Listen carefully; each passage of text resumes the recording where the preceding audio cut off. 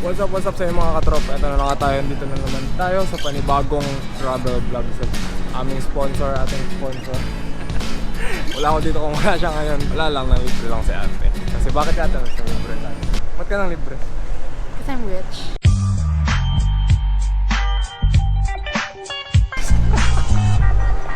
So ayun, kanina akala ko mali pa yung napuntahan kong airport. Kasi first time ko na lang ulit ngayon airplane after mga 2 or 3 years na siguro yung last kong airplane. Kaya ngayon na lang ulit makasakay. Gusto ko rin i-video kasi wala lang, experience lang.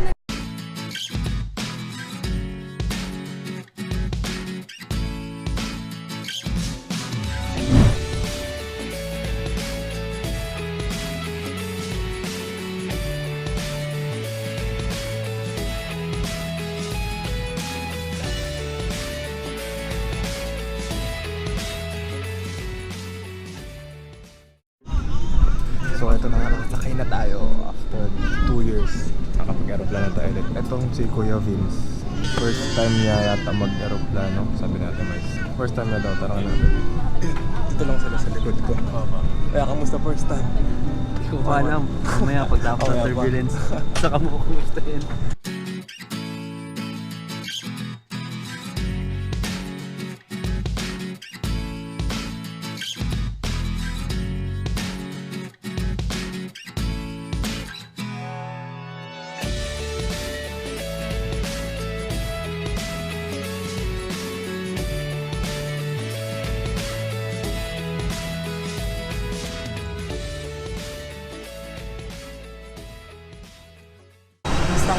Experience.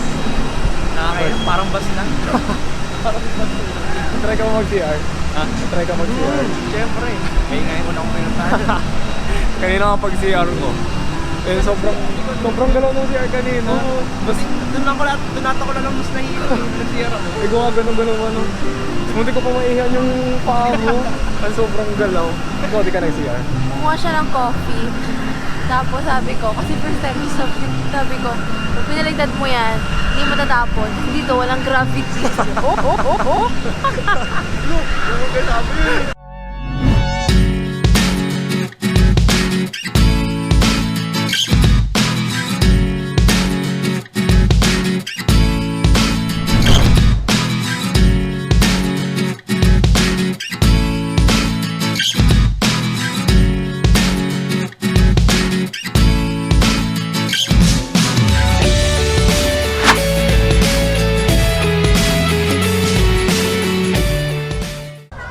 Dito nga kami napakain sa kusina ni Bye Bye ba? Bye Bye Baby.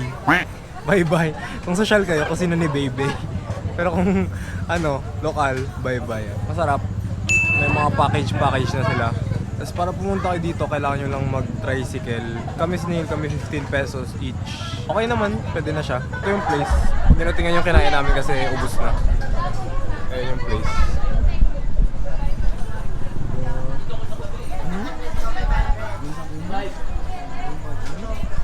Ubos yung pagkain.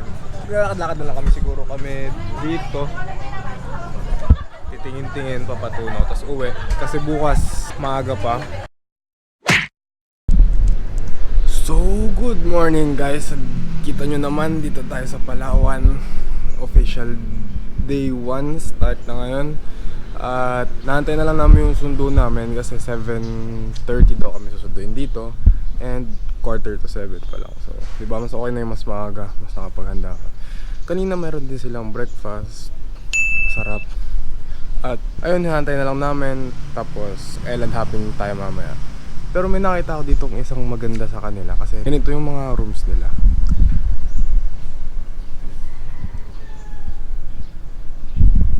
Maganda siya, parang mga mini house. Ganon. Tapos sa ilalim niya, may fish pond. Tapos eto, may mga isda at meron mga turtle. Ito, tingnan nyo.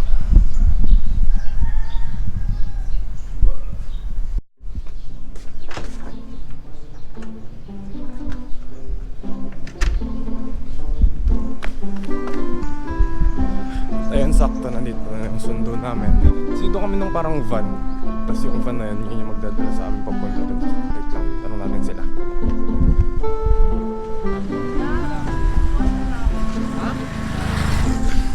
So hindi pa pala, akala namin ito na yun. Hindi pa pala daw. Wait lang.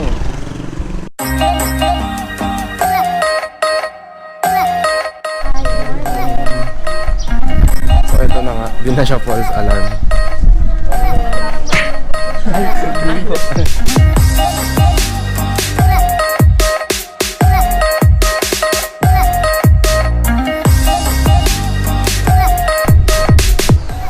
eto, nag-stop over muna kami. Kasama namin yung tour guide namin si Ate Marie. Dinala kami dito sa aquatic gear na kung saan pwede kang mag-rent ng mga gear nila. May mga fins, snorkeling gear, rash guard, aqua shoes. Ayun, pwede mo silang i-rent dito. At sabi ni Ate Marie na malinis daw dito. Wala, maganda.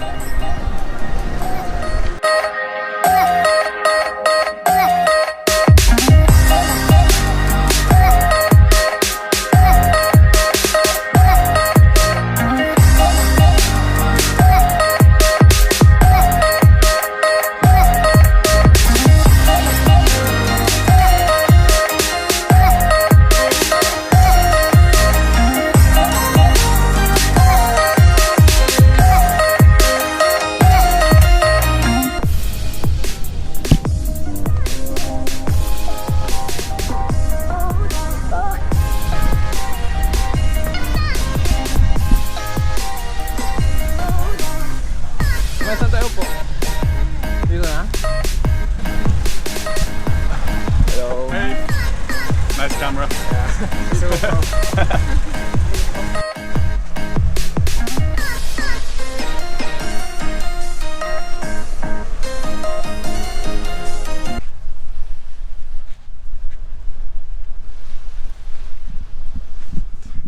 So ito yung pinakaunang island na pinunta namin. Ang ganda. Kita nyo naman siguro, di ba? Starfish Island daw pangalan. Hindi ko lang alam kung pwede na mag-swim. Pero yung group namin andun na. Ako na iwan. Wala, vlog life. Wait lang, makinig muna ako. Dinanap nila ako. Diba? Sobrang linaw ng tubig dito. Hello. Diba? Daming tao. So bago ka mag-swim, lakad muna. Kasi di masyadong malaki yung island. Wait lang. Ayan siya. Ayan yung isang dulo. Tapos doon yung kabilang dulo. Mag-eat lang. Wala, try muna namin mag-explore. Lakad-lakad. So unang gagawin namin is snorkel. Maganda dito kasi yung snorkeling area nila. Iisang lugar lang. May lifeguard pa sa taas, diba? Sure na safe kayo dito. Nga pala, limutan ko. Hindi ako makapag underwater shots or mga tubig shots dito sa Palawan kasi naiwan ko yung lalagyanan ko, yung parang pencil case na nandun lahat ng mga accessories ng GoPro. Itong setup ko ngayon, hindi ko sa inyo mapakita. Tinanggal ko kasi yung cap niya dito sa gilid para malagyan ko na itong mic, diba? Kaya wala yung takip, so di na siya waterproof, kaya di ako makakapag underwater shots. So manood na lang kayo dito sa ibabaw sa lupa. So yun, snorkel muna. Okay na, gusto tayo nakapag snorkeling na tayo. Maganda naman sa ilalim, maraming isda. Yung corals, konti na lang, pero okay din naman. Ganda yung tubig, sakit ka na sa tenga kasi pag lumayo ko na dun sa medyo malayo, medyo malalim na siya. Pag-init sila. Hindi ko alam kung anong oras na. Honor na kasi mainit. Kaya ako rush guard tayo. Kasi nung mga nakaraan, diba, travel vlog, sobrang umitim ako nun. Halos lahat kami nun umitim. Kasi di kami naka-rush guard. So ngayon, rush guard bodies na tayo ngayon.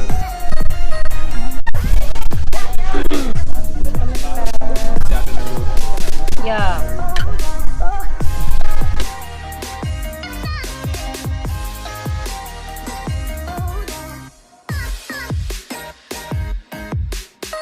Sobrang solid ng pagkain na niluto ni Ate Marie. Ang dami, nakita niyo may ulam, may pinakbet, may chicken, may liempo, marami pang iba. At then, sabi nga nila kanina na after daw namin kumain, diretso na kami sa boat kasi alis na.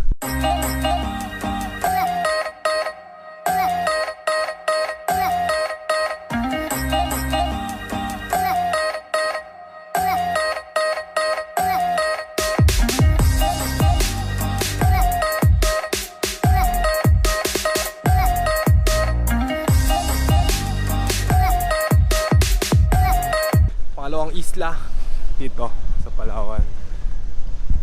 Ano to? Ito yung tinatawag nilang Luli Island daw. Sabi nga ni Ate Marie na kapag high tide wala siya, tapos kapag low tide andyan siya. So tapos pag high tide nawawala siya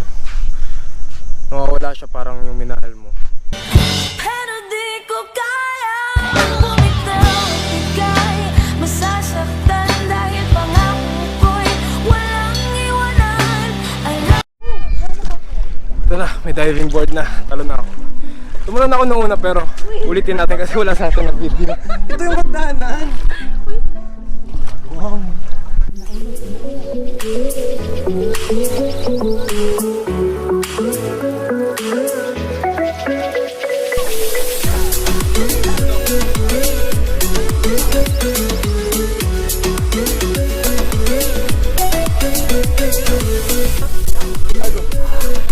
Sakit. Tumulan ako una likod ko. Wala yung pagkakagawa ko sa slowbat na to. So third and final island na. Dito marami din activities. Merong mga banana boat, speedboat, and di ko alam. Titingnan na lang natin dun. Kanina nalobat ako, buti na lang may dala akong power bank sa bag ko. At alis daw tayo ng dito sa island na to is 2 PM. Punta muna tayo. Kung nakita nyo pala kanina yung talon ko, masakit. Lalo na yung patalikod. Tumama yung likod ko. Hindi puwet yun ang una likod. Pero okay naman, masaya naman. Kung nakita nyo yung clip na yun. Ayun, tingnan natin kung ano meron sa island na to. Private din pala daw to. Kung narinig ko sino yung may-ari. Let's go! So last island na nga, last swimming na rin dito siguro sa dagat. Sulitin na natin. Di siguro kami makapag banana boat kasi kulang kami, minimum of 5 daw, tapos 3 lang kami. Di rin kami makahanap ng dalawa pang kasama kasi siguro nila trip. So sim na lang ako sila. Mahinga muna dun. Dito may isa pang pampang. Meron din doon. Dalawa dito. So, di ka magsasawa dito kakaligo. Tingnan natin anong meron. Ay, no, ganito. So, 5 minutes lang daw to. Kaya, ito yung pinakahuli namin pinuntahan. Diba? Kaya, sabi ko lang is, maganda dito. Definitely, try nyo ito puntahan itong Honda Bay Tour. Andiyan naman siya sa Klook. Ito yung day tour. 1,300 lang. 1,500 siya. Tapos may voucher kami. Kaya naging 1,300 na lang. So, diba? Sulit naman. Nakabisita ka na ng 3 isla. May free lunch. At marami ka naman experience. 3 isla yun. Nakapag-diving kami kanina. Snorkeling. Kita mga isla. At dito, baka relax lang. Pwede rin kayo mag-banana boat kung marami kayo. Mas marami, mas maganda. At ayun, sulit.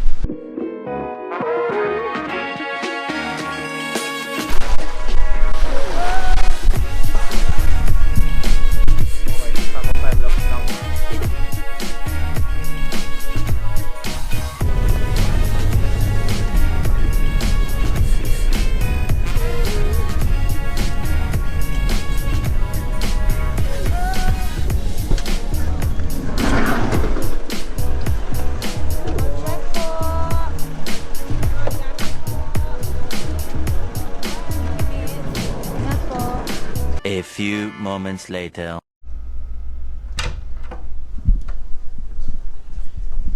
Tulad ng sinasabi ko kanina, dito na tayo sa hotel. Nakikita nyo naman siguro na ako lang mag-isa ngayon. Tulog silang dalawa, pagod. Gusto ko din sana matulog pero ayoko kasi sayang ng oras. Dito tayo para mag-enjoy, di ba? So enjoy natin. Tatry ko mag-explore dyan sa labas kung saan ako mapunta, kung saan man. Wala, tatry ko lang. At samahan nyo ako kung food trip man or kung saan mapunta. Let's go, tara!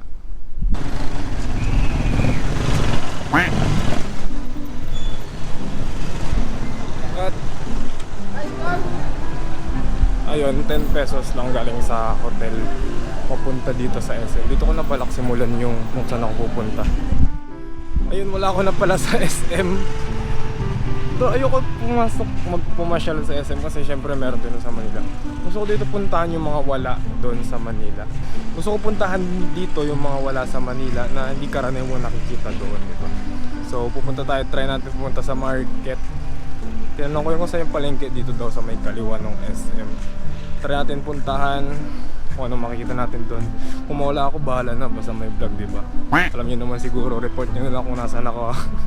So ayun, update lang mga katropa. Sa lukuyang di ko na alam kung saan ako napupunta.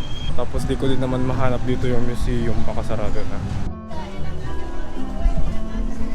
At ayun, hahanap na natin yung hinahanap natin kanina. Meron dito yung spicy dilis, tas yung mga cashew nut. Magkano kuya? Ayun, marami silang produkto dito na may mga isda. Tapos meron din karamihan mga cashew nut. Yun, pinapasok tayo ni kuya. Tingin tayo kung anong pang ibang meron. Force ng init.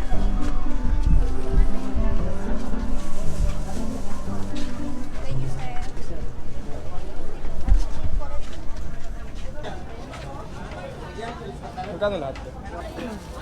Ngayon, ito muna binili ko. Nirequest sa akin ni Cathy. Init boys, mainit dito. Nirequest sa akin ni Cathy yung spicy dilis. Masarap daw to.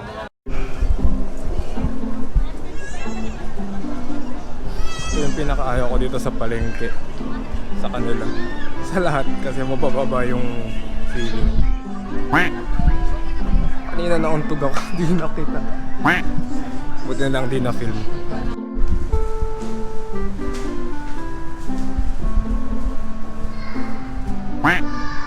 Hindi na tayo, tapos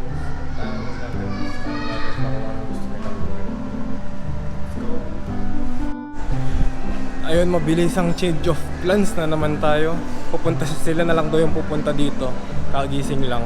Baka dito na lang daw kumain. Or kung walang mapili dito, hanap kami sa labas. Libot-libot na muna ako dito. Nakakahiya mga katropa kasi amoy dilis ako, amoy isda. Bahaw ng damit ko. Mikit yung amoy ng langsa ng isda. Nakakahiya. Pero okay lang, wala naman nakakilala sa akin. Nag-ayos. Hindi ako nag-ayos. Huwag na video. Nag-vlog na kasama, tapos bigla siya nag-ayos. Yung bra ko kasi inaayos ko. Tapos ayun, nandito na nga pala sila. Kalimutan ko kung mag-vlog kanina pero kain muna kami.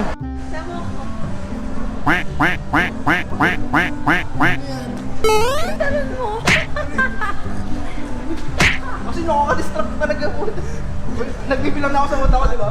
1, 2, 1, Here, 2, 3. tama na yung Ayun, nakauwi na kami. Ano ba to? Day 1 lang ba to? Tapos pa na ng day 1. Bukas day 2. Hindi pa namin alam gagawin namin. Abangan na lang bukas. Panibagong araw, panibagong vlog na naman. Day 2. Abangan nyo bukas. Bye-bye.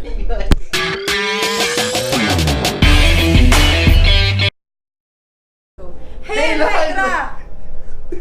Uy, bakit?